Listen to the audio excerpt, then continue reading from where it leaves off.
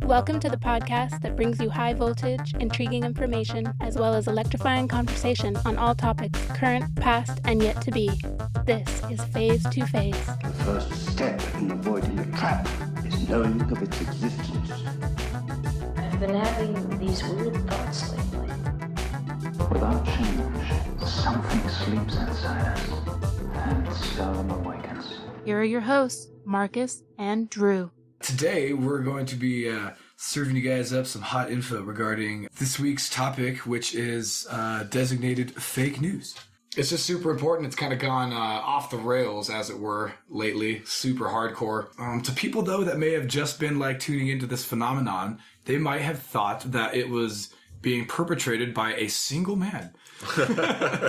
However, unfortunately... Or rather, the rest of the world being exposed by a single man. Yeah, for real. That's kind of how I see it, is that people that are starting to pay attention are really upset, and they absolutely should be. But and this is my opinion, they feel that this is the origination of this because they've just discovered it. It is not a new phenomenon. No, at all. not even kind of, unfortunately. Anybody that's been paying attention to the political landscape for any length of time know that all politicians lie. Newsflash, guys. Right? And, and they don't just exaggerate. They don't just hyperbole. They just straight up lie. They sometimes create things that are lies in order to push other things that they can get done for their administration or whatever, Sure. make them look good, whatever. Yeah. So we're going to go through kind of, super brief history. We're going to go over some terms to kind of get everybody on the same, page relatively. Then we'll kind of, get into a handful of influential and culturally relevant fake news stories. So we begin this episode, stardate 234561.9. You might turn on the news and see that there's these young punk kids wearing Smug. Yes, smug, very smug, wearing their trademark Make America Great Again hats. MAGA.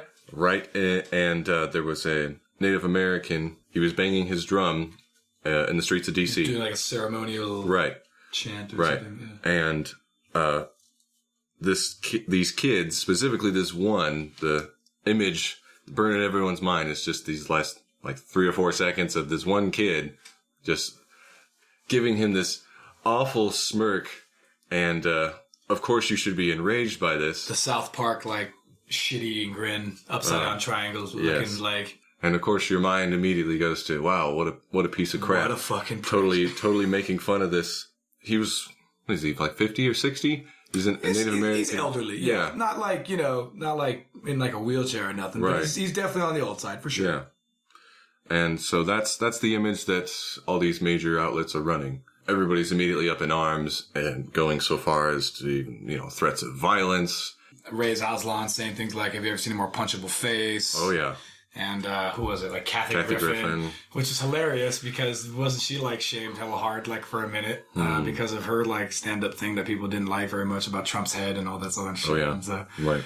So it's kind of funny to have her be like, hey, man, I want names. Names of these kids. Acting all fucking tough. Right. So that was the story.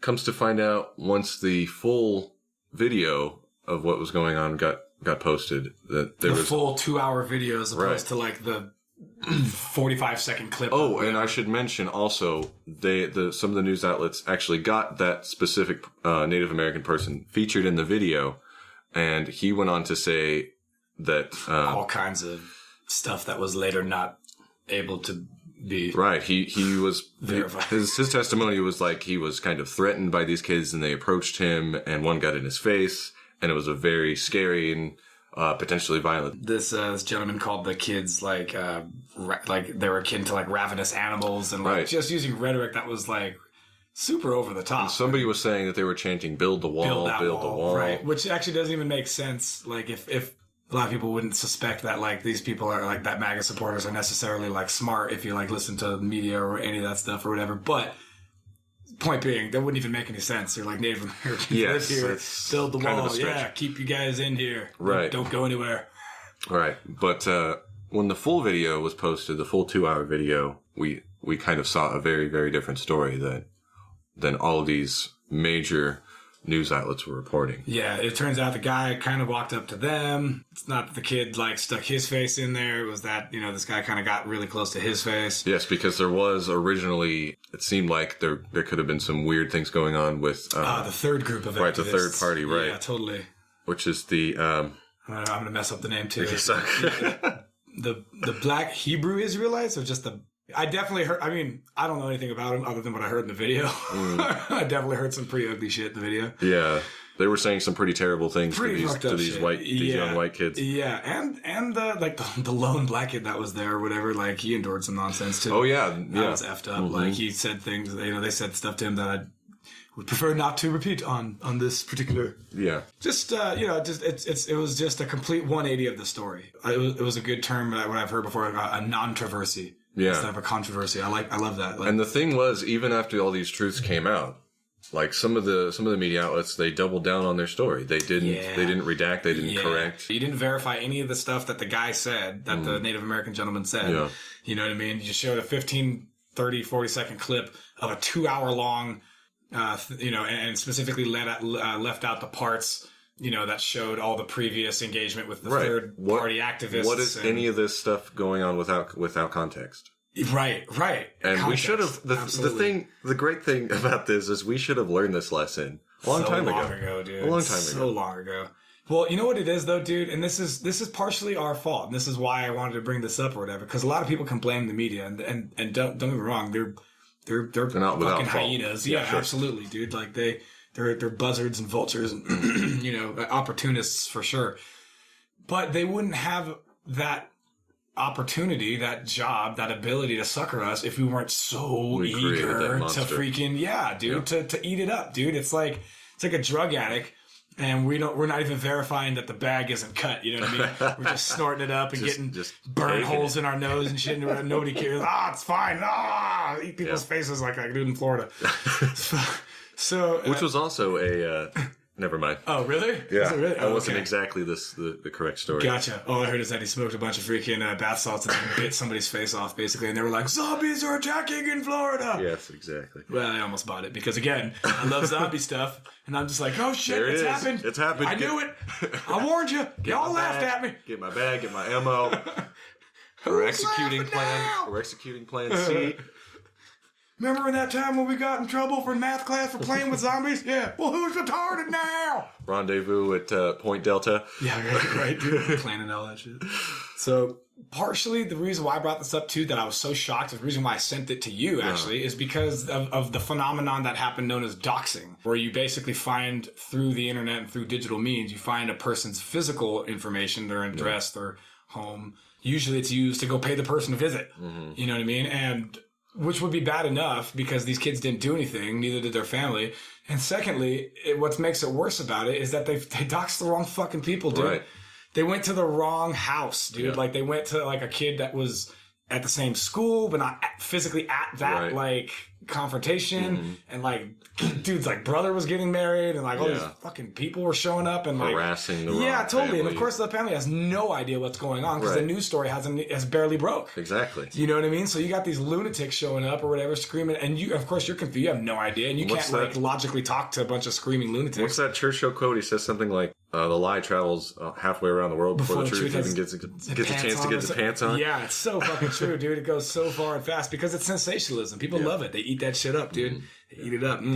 More, please. Well, some more 90210 or fucking, what was it? What was that stupid one? Melrose Place. Hella dating myself. I think the shows got canceled when I was like in my teens. Like...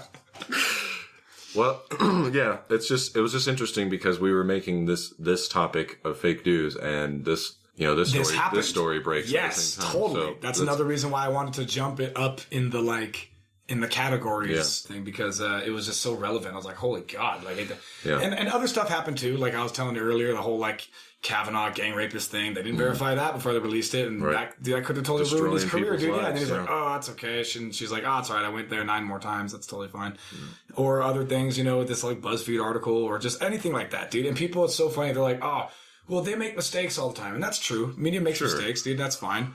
But how often do people get like fired or whatever? How often do freaking heads really roll? And if they're low enough, they'll roll a little bit just to appease some people, kind of like the mob or, the government working with the mob going like, all right, we'll turn over this one drug Or dealer. the CIA scapegoats that we talked for about real, last time. Anti-Castro Cubans. Boo. I thought this was an interesting topic, not only because we kind of led into it from the last episode. Kind of, if you remember, with Mockingbird, that was a big thing about intentionally misleading and construing the truth. Construing, I think that's the word. Beef stewing, distorting the truth, or just straight up lying. Getting these stories out in the wild, coming into these new organizations to affect public opinion, taking over basically. Yeah.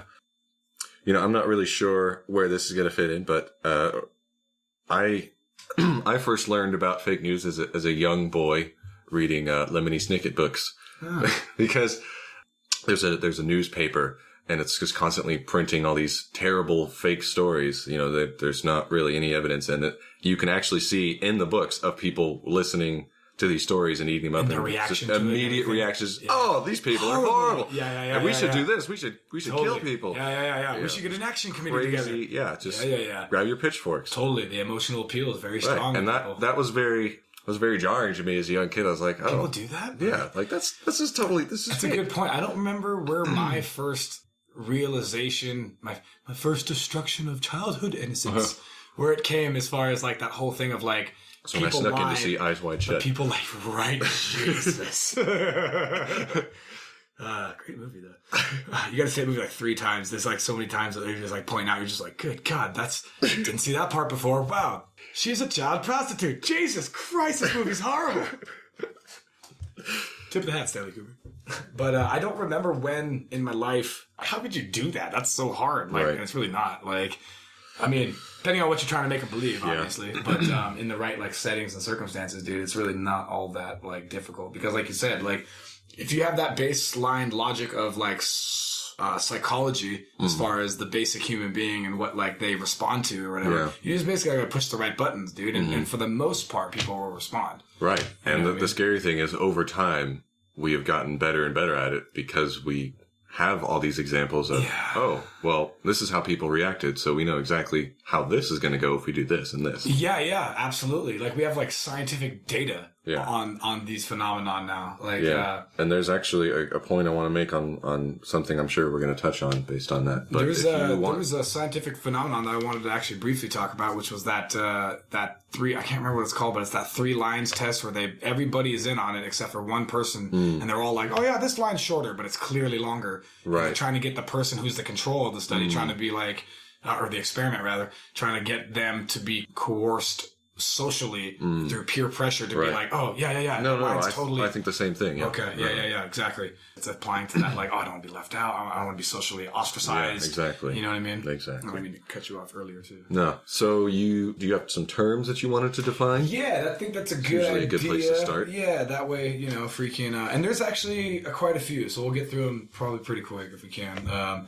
So the first term on the list here, surprise, surprise, is propaganda. And of course, we know that that's information that's usually biased and often misleading, used to promote and publicize, particular political causes or social points of view. That one's usually pretty evident nowadays because, like you said, Marcus, of our history of knowing about propaganda and the Nazis using it in World War II and Goebbels being a master of it and using Bernays' tactics in order to swindle a whole bunch of people into thinking a whole bunch of negative thoughts, using that a big emotional appeal, but on like mass. The next word I have on here is spin in the political sense. Spin city? Yeah, exactly. And that's the attempt to control or influence the narrative in order to deliver one's preferred message. And that's like spin's kind of considered a bad word in the journalism industry, I guess. Like if you're accused of spin, it's one of those like, oh, how dare you, sir? Like, we're an outstanding objective organization. We've never had spin on anything. Never. Next on the list, this one's kind of like a newer phenomenon, and that's clickbait. Ooh, yes. Which, of course, we all know. It's a good one. Right? Content whose main purpose is to attract attention and to encourage visitors to click on a link to a particular web page. It is the new school sensational headline. Yes, exactly. Yep, absolutely. Or image. Right. Speaking of which, usually this clickbait and as well as other forms of influence usually come in several different categories, like the emotional appeal, sex appeal, status appeal. Like, for instance, like, so chick with a big rack or something over there, you know, you'd be like, oh, let me click on this. And then it leads you to like a workout website or something that's like kind of related, but like not really at all, even really. Or the emotional appeal ones where like sometimes you'll see like those Sarah McLachlan commercials or whatever. Oh, where it's yeah. like, For the, please donate $1 so that this dog's cancerous eye will be squozen and drained. And then of course there's like, you know, like I mentioned earlier, like status appeal, which is like using Bernaysian subconscious tactics in order to attract a consumer to buy something so that they'll be liked better by their neighbors or their peers, or, you know, a car or a suit. Or another good one is fluff. And that's, you know, media that is superficial or trivial. That's just, you know, your everyday entertainment that has nothing to do with anything, but they usually fill it in to our 24-hour news cycle because things are slow. Yeah, exactly. Yeah. Another good one is a puff piece. Now, depending on where you are in the world, you know, it might mean different things. But here in the States, a puff piece is an article or a story in the media that is excessively complimentary about a person, product, or event. And it's sometimes sponsored by said guaranteed product. All the time. Yeah. Just kissing the ass usually of the sponsor and stuff and too. That's the thing is a lot of times if you'll read an article online, you'll be like, you know, it'll be talking about why something is scary and you should be afraid of it. But then at the end, it's like, well, here's what you can do about this. Yes. For only problem, $9.99. reaction, solution, dude. Yeah. Yep, exactly. It's like literal, like, they'll have whole scientific sounding articles where they're just basically the final conclusion is, hey, you should buy more like potassium tablets or whatever whatever nonsense they're trying to sell. Right. Which is crazy because that wasn't a thing before. Like before you could, I mean, now you have to like read into it so far that like now sometimes in the first couple of sentences or first couple of paragraphs, you're like, dude, this is starting to sound like a paid fucking ad. Exactly. Another good one that I want to talk about is confirmation bias. Oh, good one. Yeah. Which of course is the tendency to interpret new evidence as further support of one's existing beliefs. Sorry, so that case we made earlier is a perfect example of that. You see just 2 seconds of that kid with the smug face. The kids. Yes. And that just reaffirms instantly. It appeals right to your bias. And again, that's why I sent it to you, because it just like all these terms we're putting out. Like, dude, every one of them so far has basically been associated with that story. Yeah. Propaganda, check. Spin, check. Clickbait in one form or another, check. With the emotional appeal. Right. You know, obviously it's not a puff piece or fluff or whatever. I mean, it could be fluff. It is freaking superficial and trivial. Right. You know what I mean? And a very good point that a person brought up that I didn't even really think about until, and bring it up until just now. But let's say just for instance that whole MAGA kid hat controversy thing was real. Okay. It was true. It happened exactly the way that the media said. Let's just for argument's sake, right? Is that news? Exactly. Okay, Exactly. so a good bunch point I of was young about to make. dipshit kids have a bunch of stupid opinions. Right. And? Like, what the effing do? More at like, 11. Yeah, right. More news as it breaks. It's gonna rain. Thank you, Ollie. You know what I mean? Like, it was so ridiculous to me. I'm like, yeah, whoopty shit, dude. Like, I mean, yeah, it was just hilarious to me. I was like, dude, this is so far from news, it's ridiculous. And now you guys are scrambling so hard to either delete your Twitter comments or fucking say, you know, hey, stop beating up on us, dude. We're sorry. We didn't mean to. Yeah. We should have fucking done our homework. Yeah.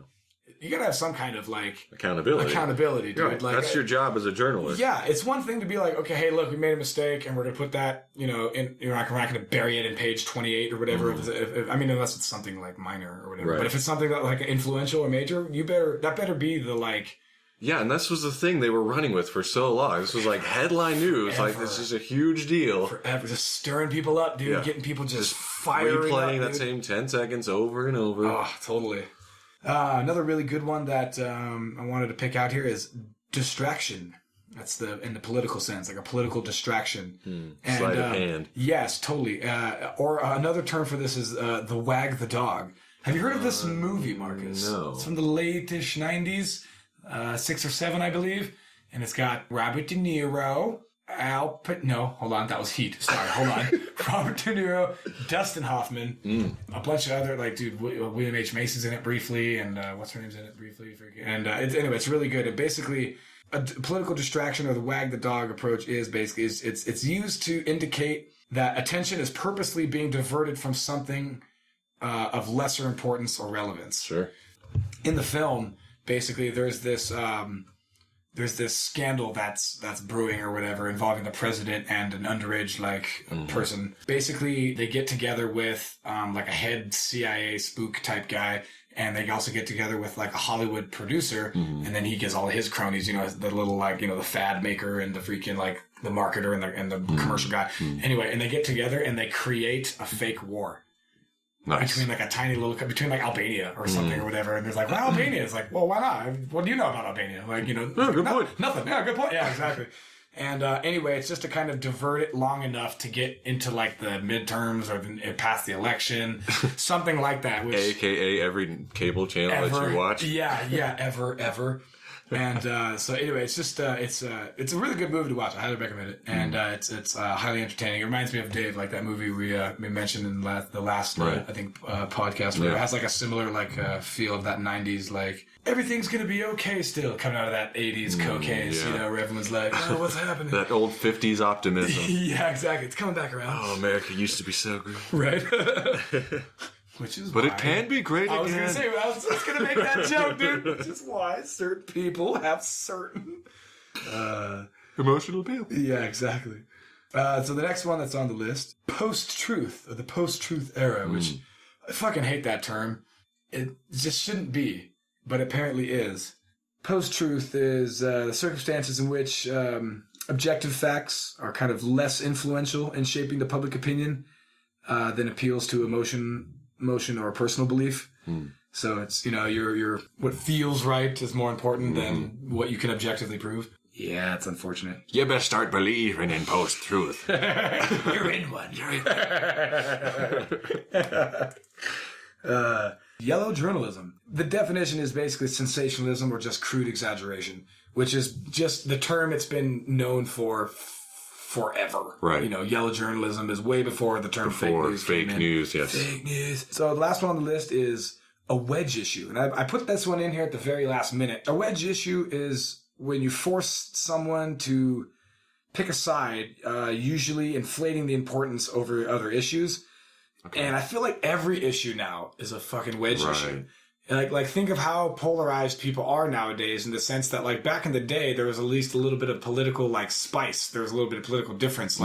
If you said that you were a Democrat or a Republican, you didn't necessarily know what I was going to vote on every fucking social issue. Right. Nowadays, you say left or right or whatever, I can almost guarantee you 9 out of 10 of every one of your issues that you're going to vote, at least on the binary. Yeah. You might have some some subtlety in between or whatever. But as far as, that whole tribalist mentality, I can pretty much guarantee it. And I wonder if that's a new phenomenon.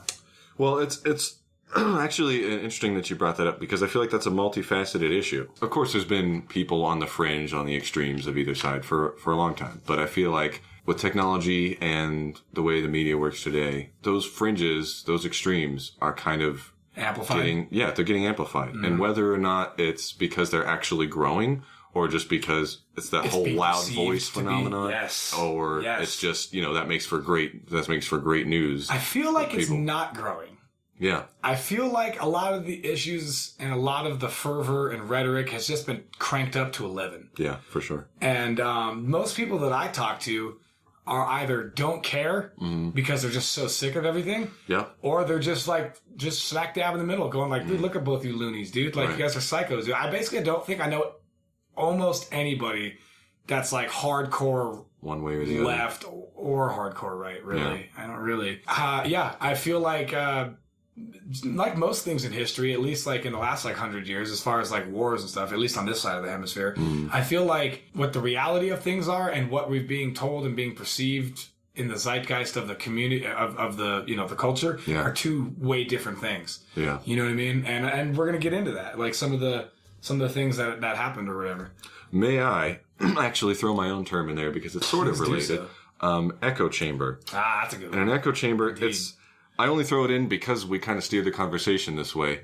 And an echo chamber is something that people, especially these days, kind of put themselves in. Yes. Where they just constantly hear the same kind of message over and over. Yes. And Either when with you their groups of combine that, friends or their media. right. Like, And it's kind of the ultimate evolution of confirmation bias.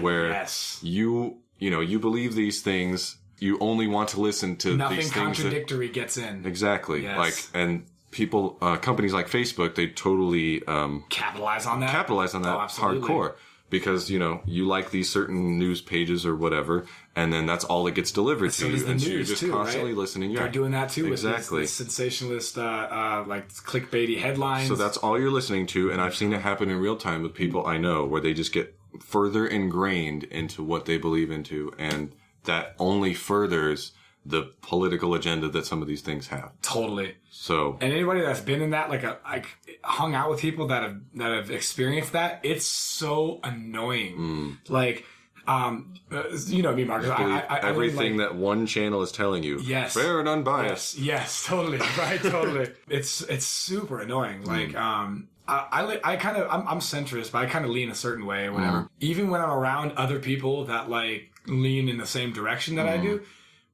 Dude, if you can't change the topic of conversation by like item 3 of that thing that we're talking about, dude, I'm gonna start yawning, dude. Like, you know what I mean? Like, bro, you're beating a dead horse. Yeah, I get it, dude. Yeah. I absorb all this shit online already. I don't need you to like regurgitate. You actually kind of like notice that like the conversation is being drawn in that way. Absolutely. And you're kind of trying to like break out into slightly other topics that are kind of, that aren't way off topic, but Tangentially related. Yeah, but are kind of tangentially related, exactly. And then they just keep stirring it in. You're like, okay, well, this isn't good going for you. anywhere. I'm out of here, dude. Like, I know that internet comments get a lot of flack, and deservedly so, particularly on certain websites. But that's kind of the reason why I like to read a lot of comments, because you get different perspectives, and sometimes I see things that, I didn't think of it that way, because these people come from very different experiences. They bring their own biases, conscious or unconscious, and their own experiences, and that's what frames their perception of whatever this event is, whatever this news is. A lot of scholars kind of warn against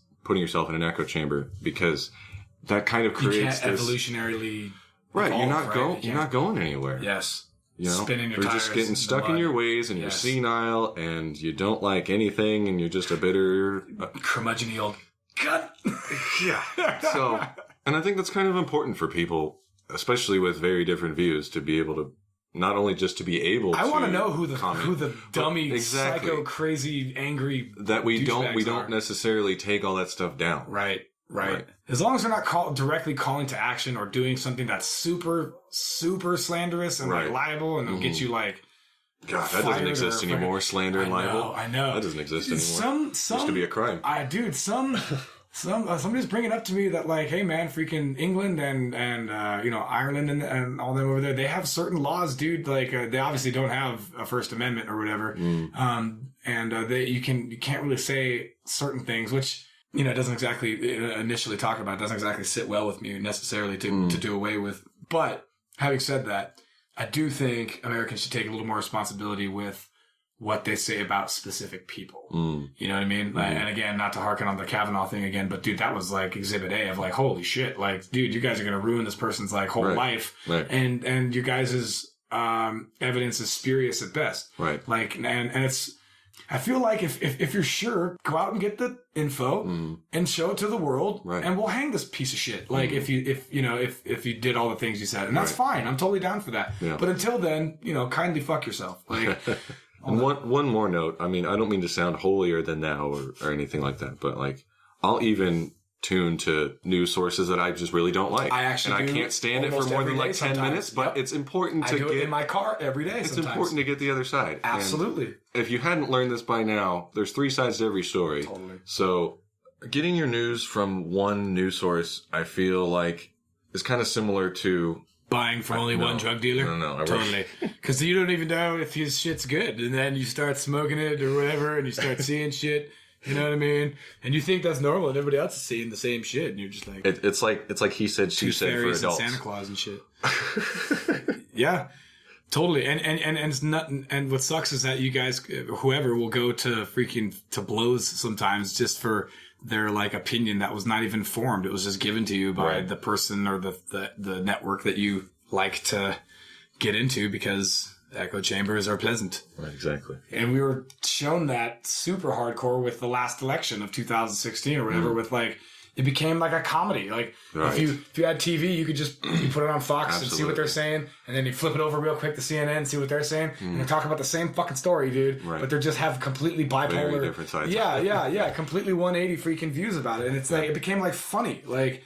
And I actually am glad that all that like shitstormery, just nonsense happened during that election, because it really pulled the veil back finally. For sure, for a lot of people. For a lot of people, dude, of saying like, dude, look, this is how dirty all this shit is. You know what I mean? And like, it's all interconnected. It's not, they're not separate. No, not at all, dude. And so, they wanted it to be fixed or whatever. They wanted to go back to the days of like Walter Cronkite and fucking, Dan Rather or whoever going like, sit back, America. Everything's going to be just fine. I'm in control now. Yeah, exactly. Go back to sleep, America. Your government's in control. Just as a last little tidbit, Dictionary.com's annual word of the year for 2018 was, coincidentally, misinformation.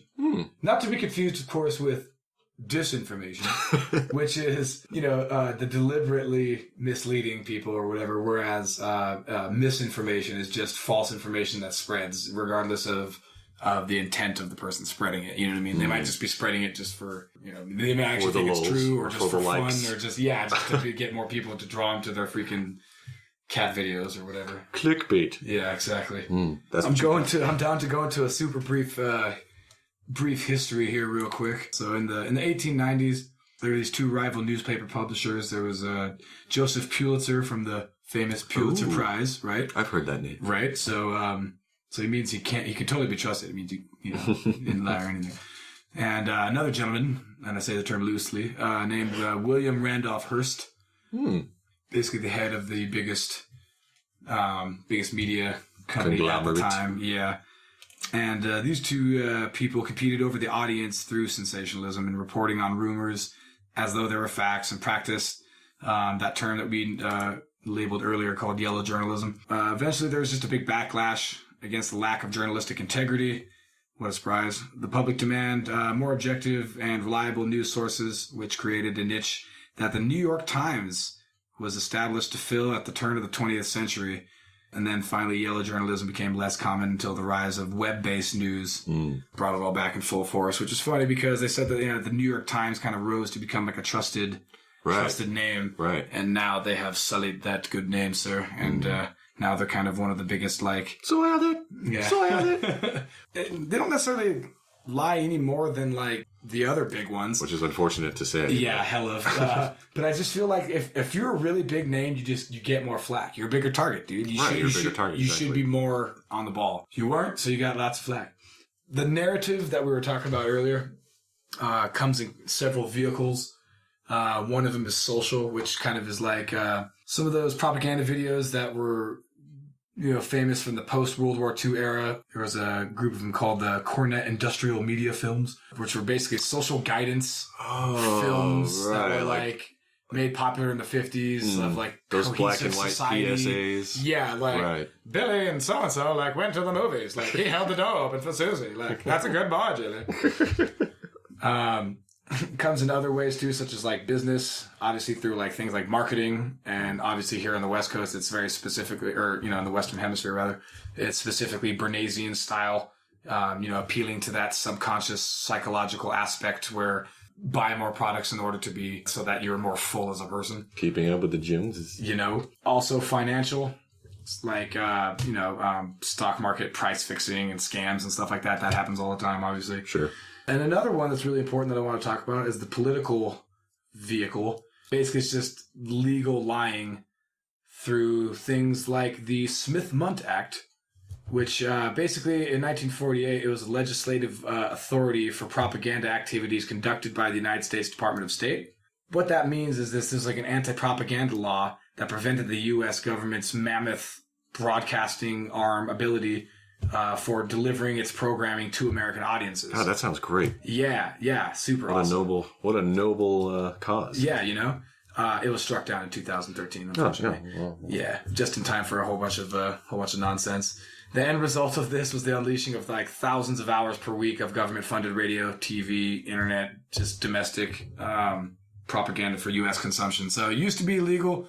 We were just propagandizing people all over the other world because it was okay, because we're at war perpetually. And remember, dear listener, that there's some countries that have state-sponsored media, and they don't have these sorts of freedoms. Yeah, right? Which is funny because like people like to give like RT a whole bunch of shit, and they're like, dude, it's like state-sponsored news. You're like, okay, right. Like lots and lots of fucking outlets are state-sponsored, Brody. Yeah. Like whether they're not like literally on the tax like code or whatever of it or whatever, but yeah, as we were saying, the Mockingbird media is definitely. Yeah, I mean, maybe we don't have the United States government news outlet, but we certainly have the Democratic and Republican Party news outlet. Yes, absolutely, dude. 100%. Well said. And it's kind of important to note real quick, because how fast things have changed.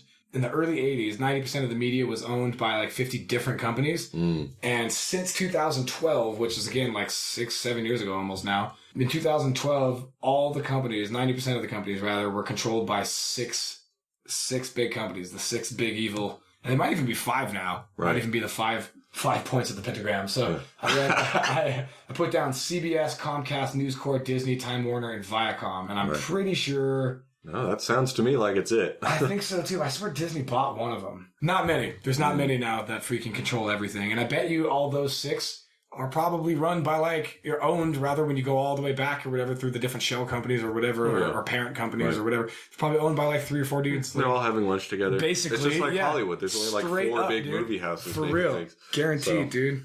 So, I don't know, Marcus. I'm ready to get right into the meat and potatoes of it if you want. All right. Well, I guess we should start off historically with prohibition. Prohibition. Is that like... Never mind. It's for Habition. Oh, okay. That's Latin Prohibition. For Habition. Is this like the Fellowship? You guys hopefully should know that it basically took place in the 1920s to the 30s, early 30s, where it was like a nationwide constitutional ban on the production, importation, transportation, and sale, obviously, of alcoholic beverages. So yeah, they had I think it was the 18th Amendment. Right. They had to go all the way to the Constitution rather to change it because it was so unpopular and so overreaching that they needed to go like all the way back to something that was, going to be strong enough to... So what happened basically was a bunch of advocacy groups created that were claiming to be against alcohol for moral reasons. These included, the Temperance League and the Anti-Saloon League. And they just used like fear and, religious appeal and applied political pressure in order to get their local and state, legislators to shape up.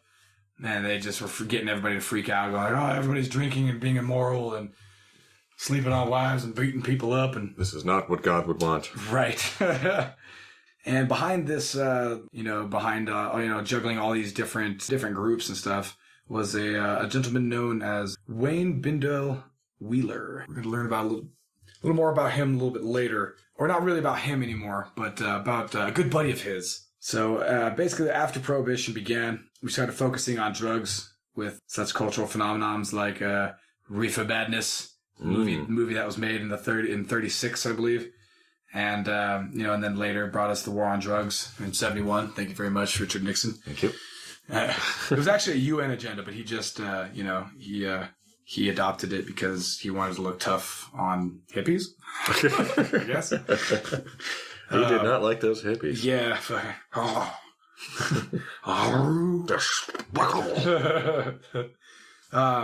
So yeah, obviously the anti-drug wave was like the second wave of like righteous indignation that spread across the United States using the same fear, same tactics, and intimidation tactics with adding a dash of racism. Oh yes, to of Latinos course, and we blacks, should say just that. for good measures. Yeah. You know what I mean? Just because they realize that that's like another emotional appeal thing to stick to people about fear, like fear the people who are different than you.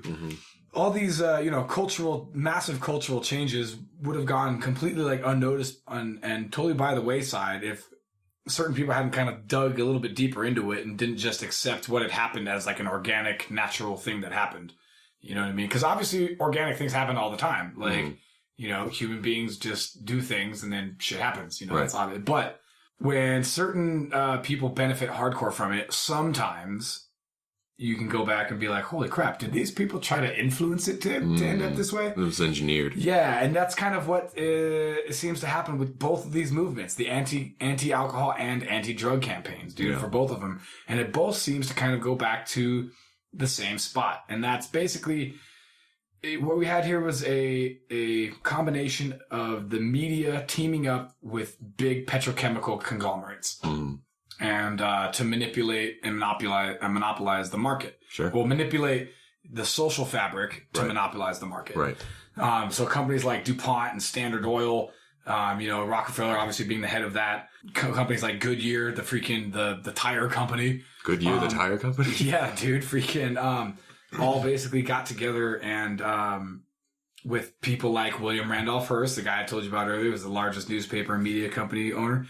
Basically, it's the movie Citizen Kane was based on. They got together to get rid of ethanol, basically, because if you wanted to be able to pull crude oil rather out of the ground and refine it and do all this stuff to it, you're gonna have to go through Standard Oil and Rockefeller's company or whatever. But if you use ethanol, you don't need any that. Dipshit with, you know, freaking a green, what are those things? A compost bin.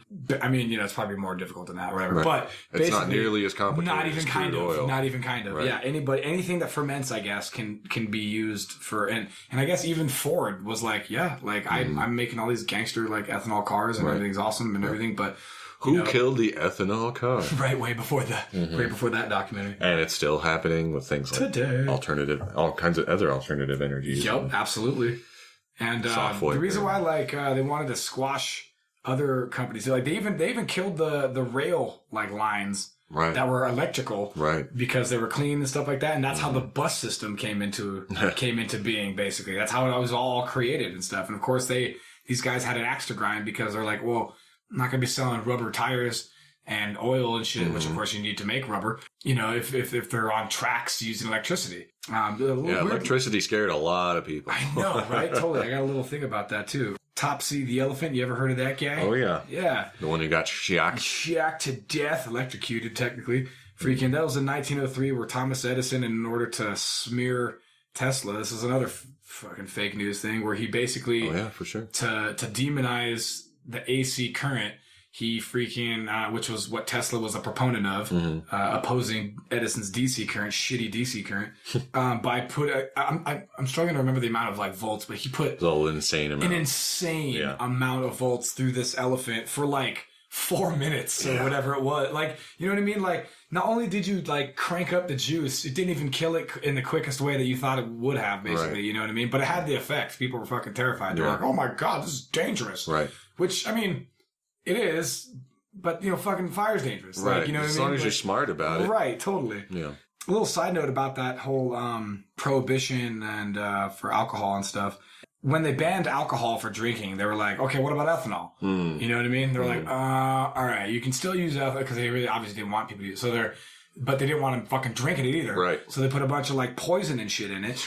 Apparently petroleum based, which again, like oh good. Oh, so, okay, you can only have ethanol if you use my product. What people were doing basically, because it was prohibition and now there's this big market for liquor, is they were taking the ethanol that had this poison in it and they were purifying it, depoisoning the fucking thing, but it still had like weird tastes, right? Sure. So they would mix it with shit like Coke and fucking, or like drinks Coca-Cola. and stuff, or cola. Yeah, freaking. This is the 50s, see? And or actually, no, sorry, this is freaking the 20s and 30s. People still talk like that, I'm sure. And that's actually where a lot of our like mixed drinks come from, dude. Is to mask that weird shitty taste. Right. It's like they mix it with all this like other stuff to make it taste better, and people are drinking it again. Well, FBI and you know other government agencies caught wind of this. And we're like, oh, well, that's not good. So what we're going to do is we're going to up the poison hardcore, and freaking they put like an insane amount of poison into like a whole bunch of batches. And they're basically like admitting that they're responsible for at least poisoning their own citizens. 10,000 deaths. 10,000? 10,000 deaths. Nice. And like this other dude had it like estimated at way higher, but obviously like the FBI's not going anywhere fucking near that number. Like they're like just this. It's like the Tuskegee experiments. They're like, well, we're just gonna admit to this, and that's it, just this little bit, and that's all, and everybody else can fuck off. But I always thought that was super interesting, dude, because a lot of people think that it was like a moral, like America just for some reason had this moral fucking shit on its we're gonna suddenly stop doing these things. Yeah, for real. So much so that like we're gonna ignore the rampant crime now and the rampant murder rate and shit, and the fact that we turned alcohol into like right where the own government's poisoning people in order to give them this like moral, like self-righteousness. Like fuck off, like. And so, like I was saying earlier, freaking that Wayne Bidwell Wheeler guy who basically organized all those anti-liquor campaigns with the Anti-Saloon League and the Temperance League. Yeah, best buddies, Mr. Rockefeller. Of course. No conflict of interest there, obviously. Never. The next one I got on the list, the Gulf of Tonkin. Oh, yes, that's a big one. Now, Marcus, did you know about this before I freaking slammed this down? Honestly, no, and I'm very surprised because a lot of shit happened because of the Vietnam War. Yeah, the Vietnam War, like, that's an understatement of the year. But the Vietnam War... That's the first war America lost. Right. That one was a tie. That was a tie. We didn't lose that one. It was a fucking tie. Vietnam changed so much about the fabric of our country. Yeah. A lot of firsts. Right. A lot of firsts. Right. Like culturally and just militarily and like everything. Tons of firsts. And as you'll Draft get into... dodging and shit. Right. And as you're going to get into it... So... Gulf of Tonkin basically is located in Vietnam. This is between the war, this is through the War of 1964-73, where basically an intelligence vessel called the USS Maddox was being used to aid South Vietnamese like strikes and raids and stuff. Yeah. In all reality, it's probably also used for black op fucking running. It's definitely possible. Running operations in there, I'm sure. So the event basically took place on 2 different days, apparently, August 2nd and 4th of 64, where 2 small skirmishes involving enemy torpedo boats attacked the ship. North Vietnamese. Yeah, my apologies.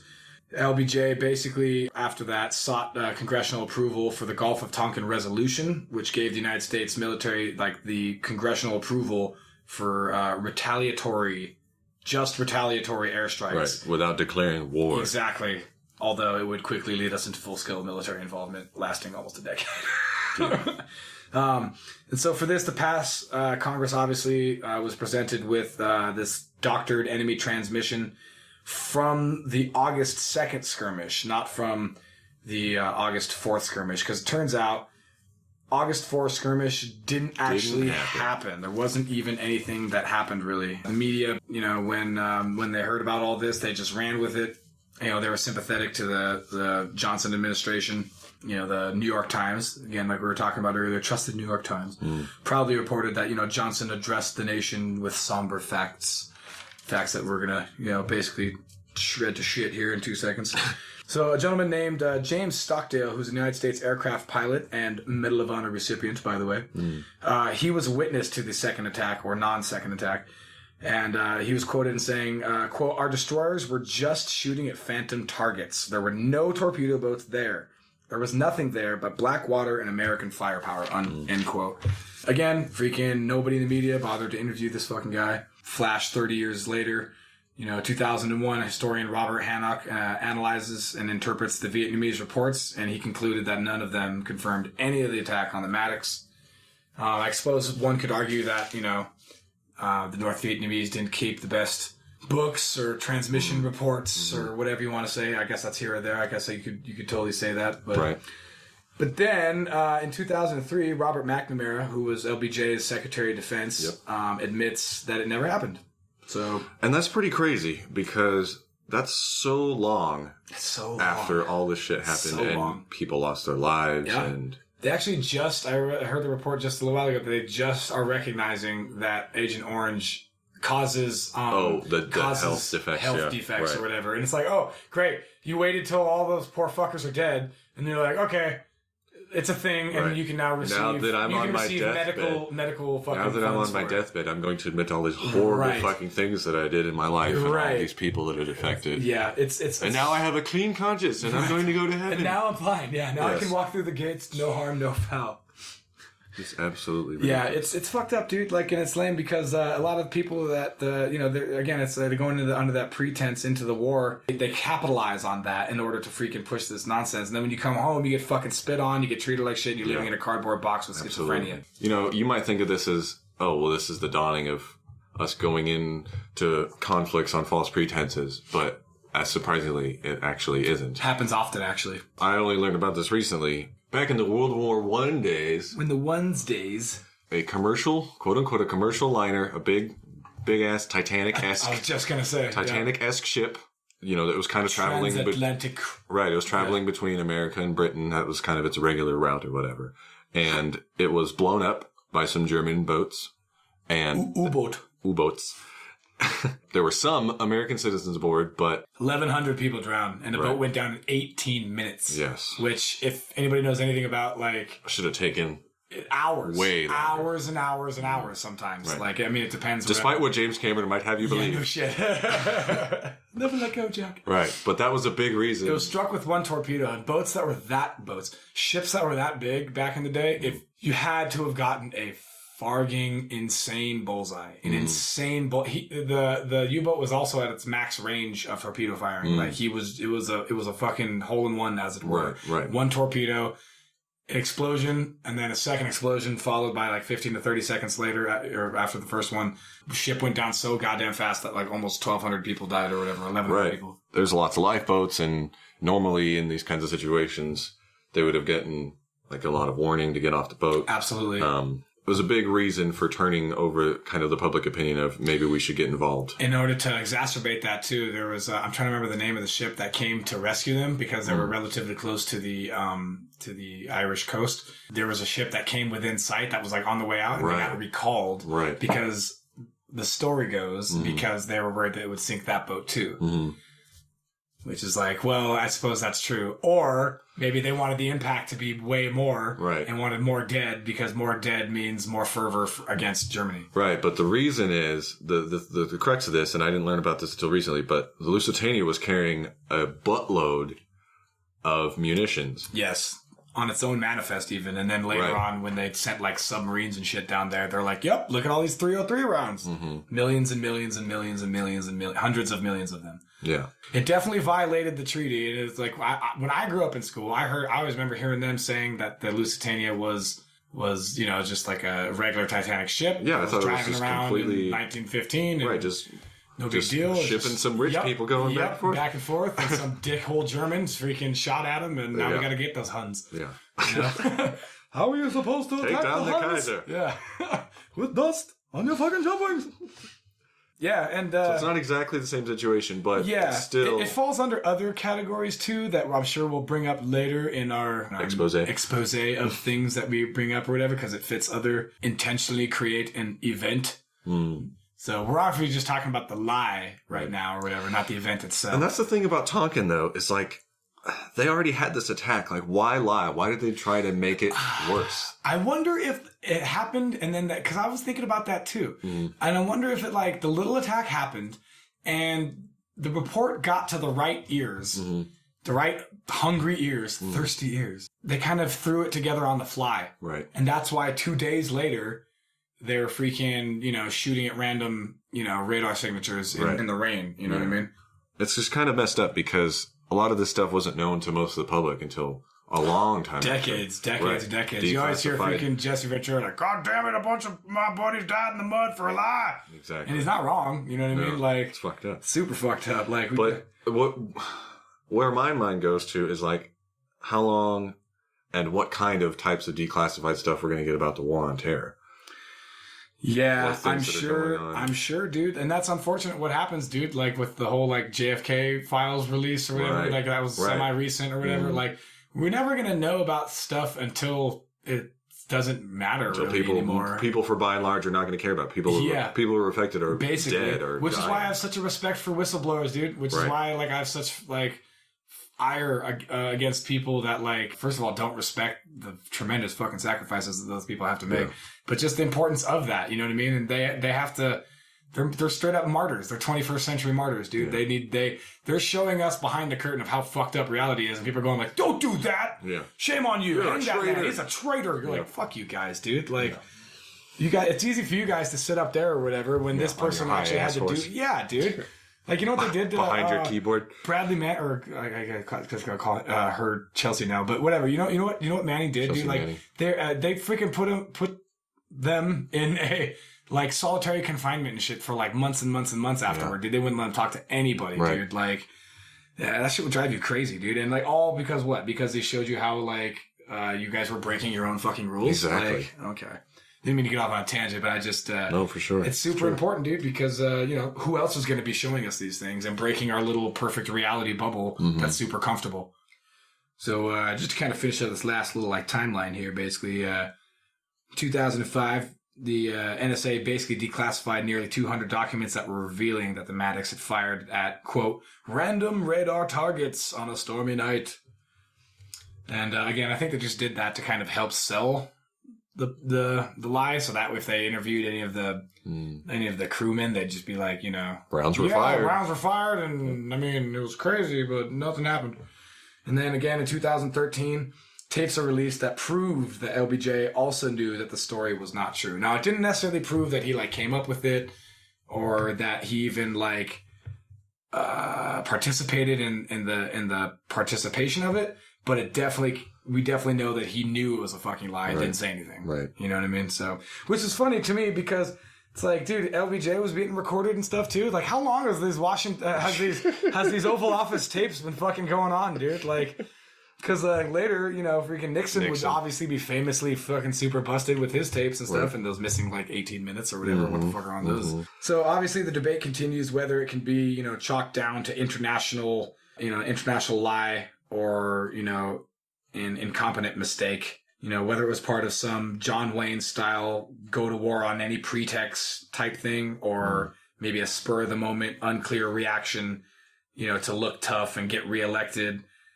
which he definitely did. But either way, you know, there's no denying that the U.S. government, along with the help of the media, lied their asses off to the whole fucking world for decades, you know, at the expense of like, what was it? Freaking, how many people died? A lot. 58,000 soldiers, I think, and like 3.6 million in total for like the entire Vietnam War and the bombing of you know, freaking the neighbors in Cambodia and all that other stuff. Right. And hopefully with all of these kind of topics, or maybe even better, if you already had this kind of mind frame, you got to think about who's benefiting, who's profiting off of these things. And that's part of why I wanted to like go over all these and share this information with you, dear listener, because it's important for us as consumers, because that's what we are in America. We're fucking consumers.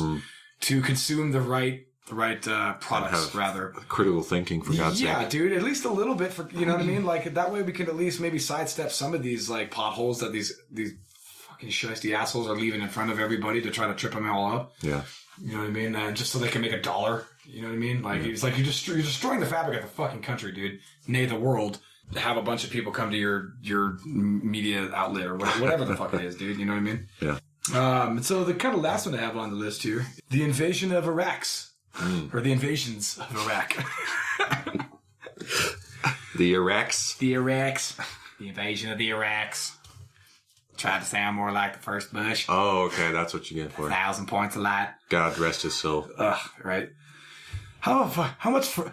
Dude, what? He was right? a hero. Right? Yeah, don't you say anything bad about that. Oh my God, man. they were just licking that guy's ass clean when he died, dude. God, right. Jesus. Like, you think he was the fucking Pope, dude. Like, the flags were down for like a week and a half, dude. Like, for 10 days or more, dude. Get over it, dude. What did the guy do? Fuck that guy, dude. You know what he did? He was a freak. And that was the other thing that pisses me off is people always want to look at him in a vacuum. Like, just as his 4 years of being office. You're like, oh, I'm sorry. Forget about all that other things. Forget about all the fucking shit he did before he ran the CIA, while he ran the CIA, and afterward. No, I'm sorry. So the first invasion of Iraq, it was 1990. That was predicated on a news story that captured the hearts of Americans. And this was labeled Babies in Incubators. And Marcus, did you ever hear about this one too? Before I also was like, hey, check this crazy shit out. Yes, but you're talking about the two... Oh, you said invasions Yes. of Iraq. Okay. Yes. So just let me just clarify. Let Let me just clarify because it almost sounded like you were talking about the 2003 invasion. So you're talking about the Gulf War, Yes. right? Yes. And actually, this is a thing I didn't hear about either until recently. Really? Yeah. See, I heard about this, but I actually didn't realize that it was as bad as it was, and I'll explain in a second. So, an alleged incident that was witnessed by a 15-year-old Kuwaiti girl when Iraq invaded Kuwait, obviously in 1990, where she witnessed that Iraqi soldiers forcibly removed babies from their incubators and, quote, left the babies to die on the cold floor, end quote. Obviously, this emotional testimony was given in front of the U.S. Congress's Human Rights Caucus, plastered all over C-SPAN and all the major news outlets. And it was given by a young woman named Naira Sabah. And it was later cited numerous times by the President Bush in his speeches to the American people trying to drum up support for the war. Mm-hmm. And unfortunately, it was revealed way later that young woman was the daughter of the Kuwaiti ambassador. Uh-oh. Which wouldn't be necessarily a big deal if they would have said something ahead of time and didn't portray all this stuff that also later turned out to be complete nonsense. Thankfully, complete nonsense, because obviously nobody wants dead babies. Mm-hmm. It's no good. But yeah, she was like crying in front of Congress and, you know, really not selling it, by the way. And if you watch the video, you're just like, damn, girl, you need way more acting lessons. And she was coached, actually. Which is funny because she was coached, yes. Yeah. I don't remember the name of the company, but it was one of those like professional, you know, celebrity, like, oh, you need to lie? Here you go. They've handled cases for other big, yeah, exactly. Like That's what they do. Allegedly, Marcus. I don't want Xenu coming in here fucking taking us away to whatever on his things that look like DC-8s. And and let me make a point because apparently her story was this incubator thing was like focus tested. Just to get the maximum emotional appeal. Oh, it was focus tested beforehand? Right. Oh, Jesus. Like, which of these stories do you think we should go with for this fucking... How did all those focus test group people come out later and be like, I was in on that? Yeah, I'm pretty sure really I was weird in dark on that. room. Yeah. They kept asking us what was worse, like dogs eating like children or, you know, the baby, you know. So we picked the babies and we figured that was the worst one. Yeah. Yeah, pretty much horseshit, dude. It's completely political theater. Because of that, 100,000 Iraqi troops died. And 300,000 were wounded. But we got them terrorists. That's exactly what I was going to say. America wins. First Bush won. Like LBJ, had to fight that whole fucking wimp factor. You know what I mean? Again, the media, like, portraying certain thing that is or isn't true or whatever, but, you know, portraying it in a certain way or whatever. You're calling these guys wimps, and now their egos are so fucking fragile that they have to, like, go to war with a bunch of, like... What are you going to do about it? Yeah. What are you going to do about it? I'll show you. The second invasion of Iraq. Iraq 2. Iraq harder. This time it's personal. Iraq, pig in the city. And this was the Iraq war that went on from 2003, as you were saying earlier, all the way to 2010. Thank you very much, every fucking buddy. Bush, wait. We went into Iraq because they bombed the Twin Towers, right? Right. Oh, wait. No. Saudi Arabia. No. 15 of the hijack. Wait. We're still alive after. To be continued. Yes, exactly. Passports. So everybody that was kind of alive during this time, this was obviously a big deal. Like Marcus, obviously you remember. I remember watching. I remember watching the TV. I'd never seen anything. Never seen anything like Shock and Awe. Yeah, it's fucking crazy. They were just live. Yeah, we're gonna show us bombing the fuck out of this city. And it was like it was nighttime, but it was light out. Right. Because there was so much destruction being wrought on freaking ancient Babylon, basically. Yeah. So yeah, this whole shenanigans brought us such memes as WMDs, weapons of mass destruction. Hans Briggs. Hans Briggs! It was like a UN weapons inspector, right? And there was a big hullabaloo that he wouldn't freaking be let in, and let him in, and he didn't see anything, and then we didn't trust him, and then all this whole nonsense, and then there was this talks about yellow cake uranium from fucking Africa, probably, and now we're gonna get that whole continent fucking involved. They have yellow cake. Yellow, you understand me? And of course, the infamous fucking tag may be linked to Al-Qaeda. Mission accomplished. Yeah.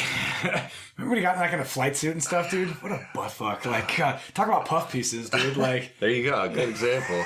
right? Yeah. Okay, so can we do Mission something where, like, accomplished. maybe We're I gonna just fly in We're going to stay there for another few years. and I can like hop out and, maybe like the Top Gun theme song could be playing when I'm like, coming out of no, we can't do that.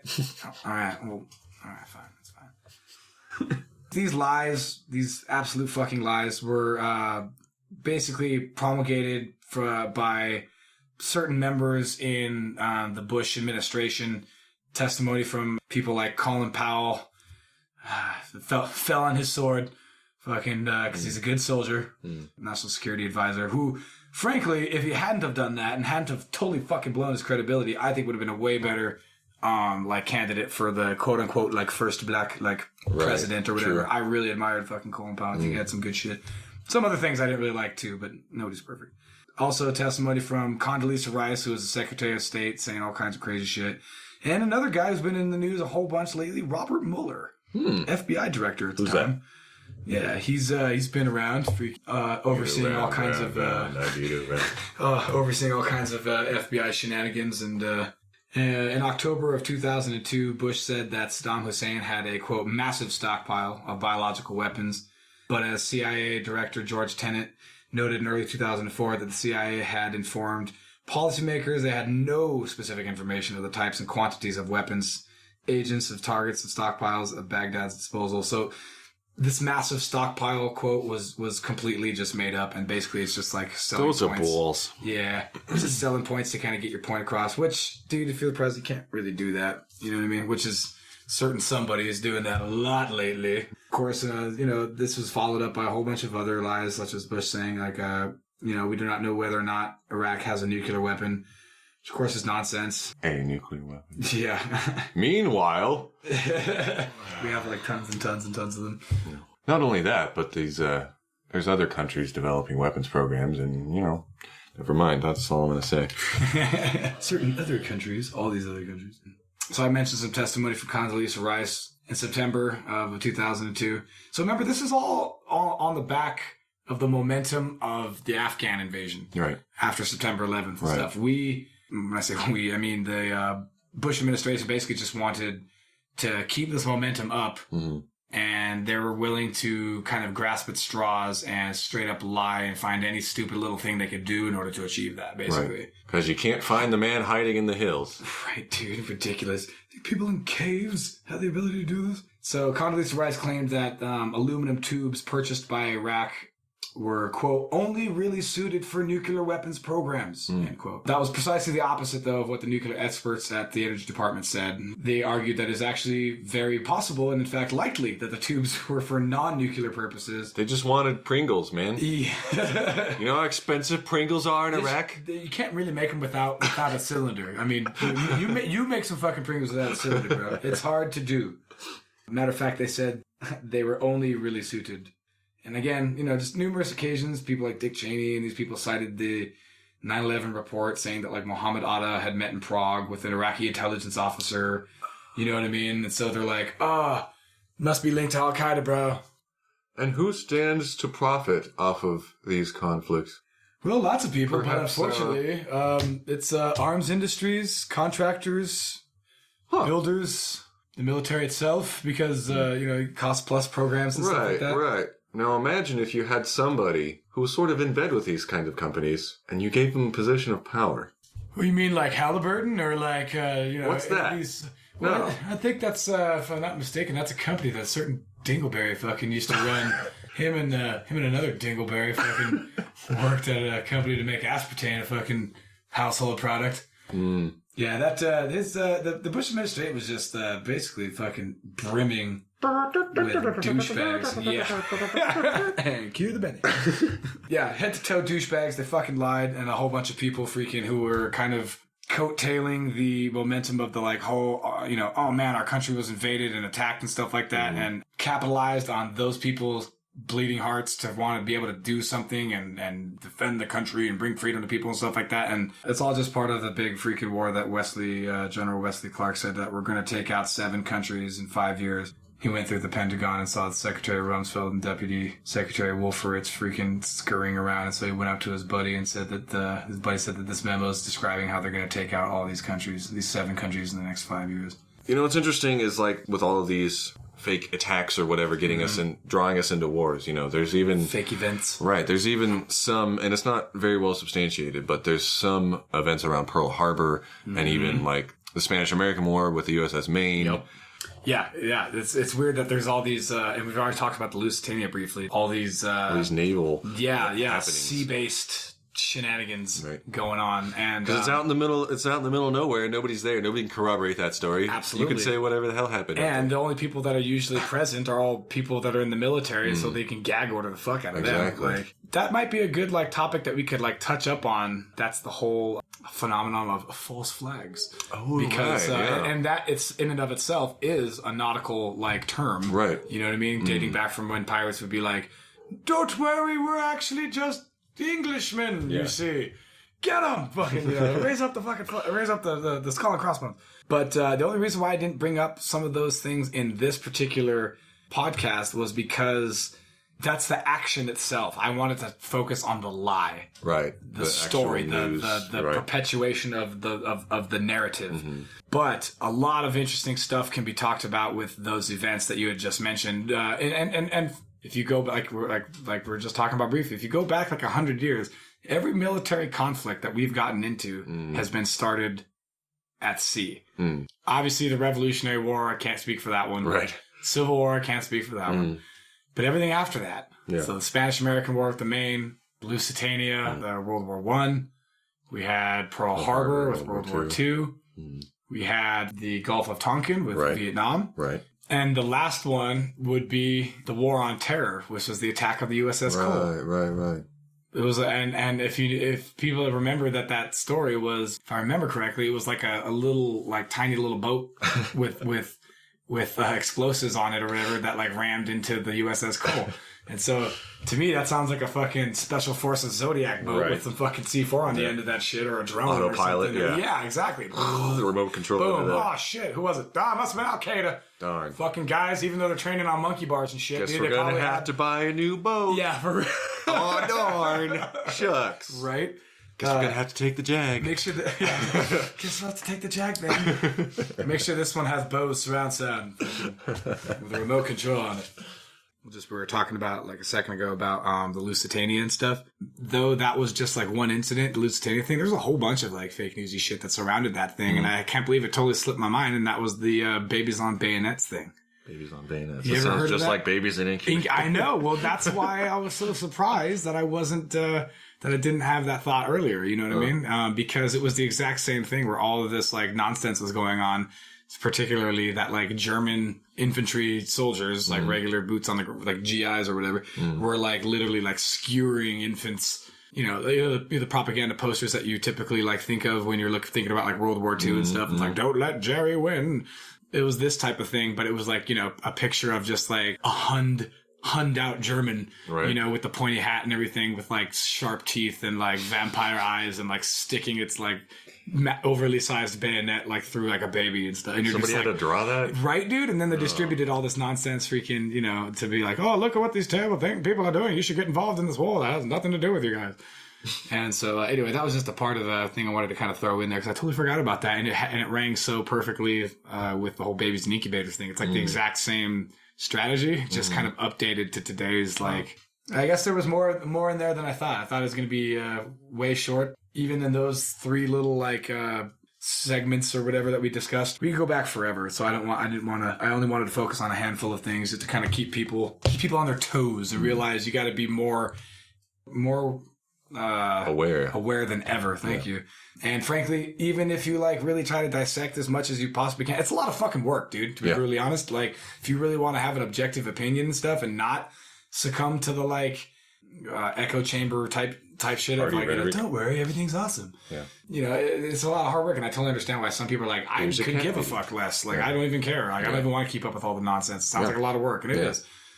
And even with all that discernment, just drinking from a fire hose these days. Yeah, for fucking real, dude. It's like, I wonder what this is about. And that's what it is, dude. Like, and so that's how you should approach it. Is when you're going to get yourself some news, just press your lips up to it a little bit. Don't open your whole mouth and open your whole gullet and let all that fake news come down your gob. So I guess with that last little bit of soapbox poetry, this concludes phase 2. Phase 2, CFR. Not to be confused with the Council on Foreign Relations. That's a different thing for a different time. And basically, so what it is, I guess, is there's a facility in France that they're building like a $20 billion or whatever, $25 billion freaking... Well, there's two. There's Lockheed's building one, and there's a French company that's building one. But fusion is the process of turning elements into other elements by combining smashing them together. Elements. Yeah, so the guy said... It's what stars do, and if we can figure out how to do that in an efficient way... There it is. We'll solve every problem known to man, basically. That's kind of what it sounded like as far as how they were selling it. It could be huge because our energy production could be insane. This technology that they're working on, it's called a compact fusion reactor because it's pretty small. You can put it in the middle of freaking nowhere and just have it run. It's apparently the size of like a Mack truck trailer, I guess. Right, or like a shipping container, like a Conex box. Yes. It just produces an insane amount of energy. So he says that they use superheat gas so that it freaking splits into its like ions and electrons. And then these ions that like smash into each other release a whole bunch of energy. The only problem is you need like, what is it, electromagnetic field? To contain it. To contain the plasma. Insane, right. It's like insanely hot and explosive. And then they release the explosion in like a controlled fashion and then you get the energy or whatever. So. Right. And they said that within like 10 years they can have That's one. their plan. Which is funny because I thought that like 4 or 5 years ago they said basically all we need is like 5 years and we'll have a working prototype. And now they're saying in 10 years we'll have like a working... like not just a prototype, like a full-on ready for production, model. Yeah. So that's, so it sounds like they're on schedule. And again, it's sort of like pretty much anything else with technology. It's like, well, it sounds great, but like when it actually gets deployed, how is it going to get used? I have faith in the engineers to design this thing, but I'm thinking about like the business from a business standpoint. Totally. Once it leaves their hands, once it leaves their control. Like imagine if Edison won out that whole thing and like, because this is all patented. Totally. So like one company is controlling our energy production. See, so that was my concern, is that now you have this company who's going to revolutionize the energy industry, which that's awesome. But at the same time, does that mean that you're going to exclusively hold the patents for these things and you're going to control how that energy is that technology rather is distributed, throughout the world? That seems, if you're going to change the game and then be the sole holders of that like technology, that obviously has some implications that are kind of concerning for a lot of people. Right. Obviously. And it's also weird just from a financial standpoint. Like, okay, so you have this thing. Okay, so maybe you sell it to somebody, sell this unit to a country, but then they produce so much power. It's like, how do you charge for that? Are you going to charge them per kilowatt hour or something? Right. Like a normal utility? Like, it's probably just going to be another way, like economic hitman type thing, where you go into a country that's developing and they need energy and stuff, and you drop off this freaking compact fusion reactor and be like, hey, do with it what you will, but raise money somehow. Whether you sell power to your neighbor or freaking create, making food or whatever you're going to use the energy for. And if you don't, we'll just come in and take all your lumber and all your freaking, natural resources. What good is it? What good is it to a developing country if they can't afford it? Well, they can afford it on the back end. You see, it's like a credit card. Right. Yeah, and you have interest rate that you pay them back. Oh, Lord, if you get the World Banks and the IMF and all those people. Oh, guaranteed, dude. Guaranteed. Absolutely. What those they've never heard those anybody. Philanthropic people. So good. But yeah, like.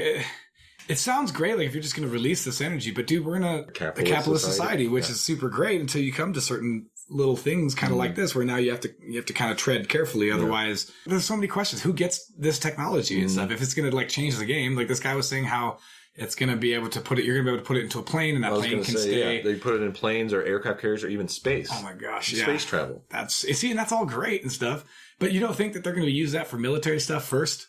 You know what I mean? It's developed by Lockheed Skunk Works. They are a military company. Yeah, they're a paramilitary. Yeah, exactly. It's so like, and that's my point, dude, is that nowadays we're going to, instead of having like energy that like carries projectiles across the battlefield, i.e. bullets and missiles and bombs and shit like that. Okay. And now it's just going to be just the energy, dude. It's going to be like straight Tesla's death ray, basically, like put to work. You know what I mean? And this tiny little unit can power a Nimitz aircraft carrier or 80,000 American homes. There's a lot of energy. So if you can put that into like a tank, dude, you're talking about like I don't know, some kind of crazy freaking sci-fi plasma tank that freaking is straight out of like Terminator. Even better, the helicarriers from Marvel. Oh my god! See, actually, that would actually, if you have like unlimited fuel, you wouldn't have to terrifying flying aircraft carriers. Yeah, with the pre-crime and everything. Oh, right with the Minority Report pre-crime, scanning everybody's faces and shit. Like, totally. And then it'll turn into some like creepy Elysium type shit. We're like, we're never coming down. Yeah, exactly. We'll just stay indefinitely. You right, world walkers. Up here in the clouds, that's where the real business is. Oh, everything turns into Wall-E. Yeah. Right. And what's lame is I don't want to be like I'm gonna be a negative Nancy here. It could be great. It could be. Well, part of it will be great, right? Because that's kind of the allure of a lot of this new like technology that they are saying that they're just releasing and that they totally haven't had for like the last 20 to 30 to 50 years. There's going to be some benefits for sure, dude. Like when the android armies freaking start taking over and stuff, I'm sure there's going to be ones that are like helping people being pulled out of like, rubble from like earthquakes and shit, or like walking into reactors because they don't need to waste human life. Yeah. They can go cool it down manually or whatever the hell. Like, and that'll be all great. But overshadowing that awesomeness will be the same thing that it always is. And that's people that have lots of money and control. And I just mean like millionaires. I mean like just way beyond like counting money now. Like now you count your money in like how much influence you wield and how big your paramilitary fucking mercenary army is and shit. Like, but it's the same thing you always got to worry about is a person or people or a small group in control of a large edge of technology, and then with malintent. Exactly. Okay. All right. Well, thank you everybody for tuning in and listening and not dropping out and. Same bat time, same bat channel. Absolutely. Catch you on the flip side.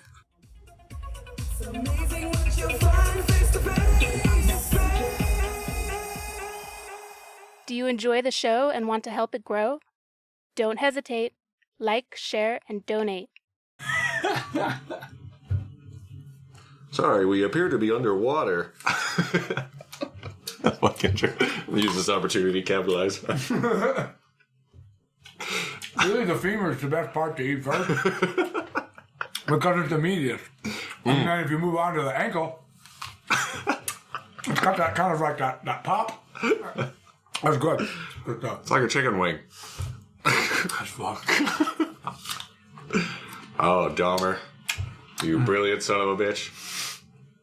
That guy was fucked up, man. That guy was really got his cookbook right here. That was a dude who was just like, he was like a young Joseph Mengele. Dude, when they fucking opened up his apartment, bro, fucking like a 1-bedroom, maybe a 2-bedroom, small place. He had like 8 or 10 bodies stuffed in there. Freezer and shit. Dude, he had like a head in the freezer. He had like parts on the stove. He had shit under his bed. What I think it was he was just like a kid pulling wings off a fly, like just experimenting, right? And having no concept of like, oh yeah, this head that I'm is a off person and off of the body. You know what I mean? Just like, oh, what is like an ear taste like? Oh, fried up and cook it. You know what I mean? Just and there's no method. He was just all over the place, dude. Like, he was just a sick fuck, obviously. Can't try to rationalize crazy. No, but he's like the craziest of the crazy, in my opinion. You know what I mean? Like, you're just, bro, you're so fucking far off the deep end. He was only like 24. Yeah. He was like, thank God they caught this fucking psycho. Like, you know what I mean? If he just would have been kept going, like, who knows what kind of crazy shit would have gone down. Right. Okay. Quick, Mom's coming. Right? Stop all the cookies in here. Right? Hurry! Ralph, yeah, exactly. Ralph, you eating a page? No, it's over. No, it's over. Right?